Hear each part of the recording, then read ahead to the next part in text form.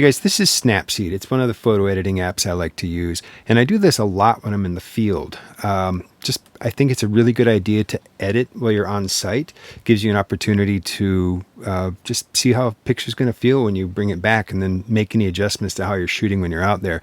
I shoot for the edit as opposed to capturing and editing later. It's a workflow. You learn that over time. So open up Snapseed. We're going to go to the file. I have looked at this picture shortly a little while ago because I wanted to make sure it was something I could edit comfortably. So here's the one I chose to use. There are these presets down here, and I just like to go through those just to kind of see what happens when I play with the picture. This has a little bit of vignetting in it, and I think I'm going to go with that one. So we're going to open that up.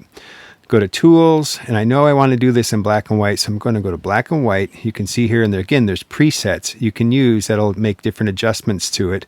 I want to end up in this space, but I don't want to go there yet.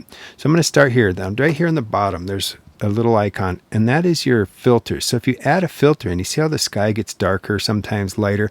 So I actually like this one. Now this is, you can see all these different effects. I'm also going to darken my exposure just a tiny bit. Next thing I'm going to do is go up to Image Tune and Ambiance. And I just do this because I just kind of want to see what the picture will do. Again, it just gives me some ideas of how to move myself through this. Ultimately, my goal is to create an image that you're going to see these leading lines. See how the grass sort of leads you into it? Everything leads you into the church.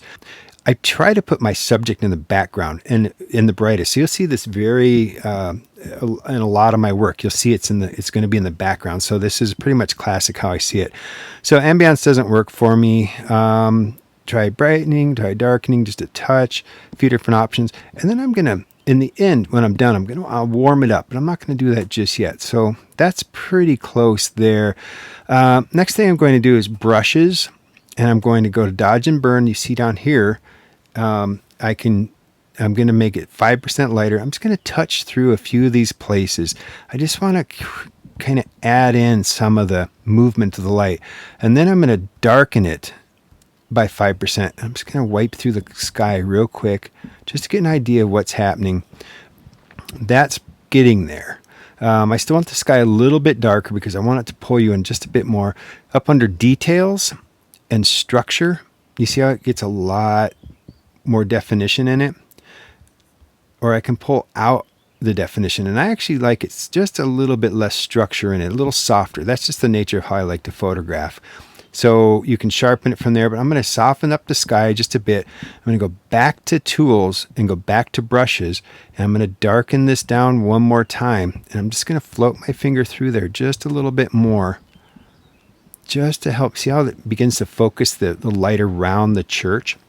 Okay, now I'm gonna save that, check, and I'm gonna go to this one more time, to Brushes again. And again, I'm going to just go to 5%. I'm gonna wipe my hand through here one more time, just to lighten that up. You see how I'm creating a line in towards the church. Now here's the other thing I'm gonna do, pinch to zoom. So I'm gonna zoom in and look at my church. You see how this line here, it's a bit too bright for me. I'm going to go back to Tools, back to Brushes, and this time I'm going to Exposure. I'm going to drop exposure down to -3. I'm going to zoom in on this and just lightly run my finger through this. Again, two fingers, just to kind of see if I can bring that line down just a little bit. See how it's a little bit, it competes just a tiny bit less with this now. Now the other thing I want to do, remember, I want to lead your eye into the church, and I don't feel like I'm quite getting there yet. So I'm going to go back to Dodge and Burn one more time. I'm just going to bring my hand through here just a touch more to help shape that light just a little bit more. That's pretty dang close to where I want to be. Now, the last thing I like to do, I like to warm up my images just a tiny bit. So I'm going to go to Warmth and just add a tiny bit of warmth in there. You see that? Super cold. I like them just about 10% warm. And there you go. Now I'm going to export it to my copies. And we'll open it up in Photos, and you can see what it looks like. And that's finished piece. Here's the completed piece. I did all this editing on my phone, and I brought it up on my display because I wanted to show it to you larger so we could talk about some of the photo techniques I used. If you look at it, I used a number of them. I used a leading line. scale, so small to large. I've used texture, the grass versus the sky and the other side of the fence. There's a diagonal line, there's converging lines. There's a whole bunch of different aspects of this that really make this a successful picture. But so there's a couple things I really want to point out. The first fact is that, remember, we darken this part of the sky and we darken through here just a little bit. I like to put my subject matter in the back of the image.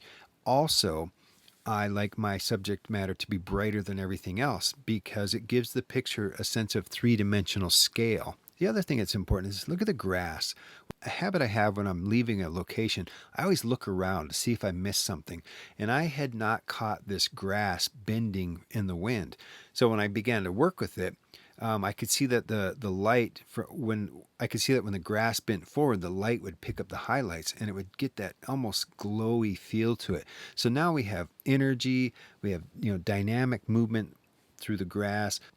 As always, please subscribe to the channel and like the videos, and absolutely give me your comments and feedback. I'd love to hear it.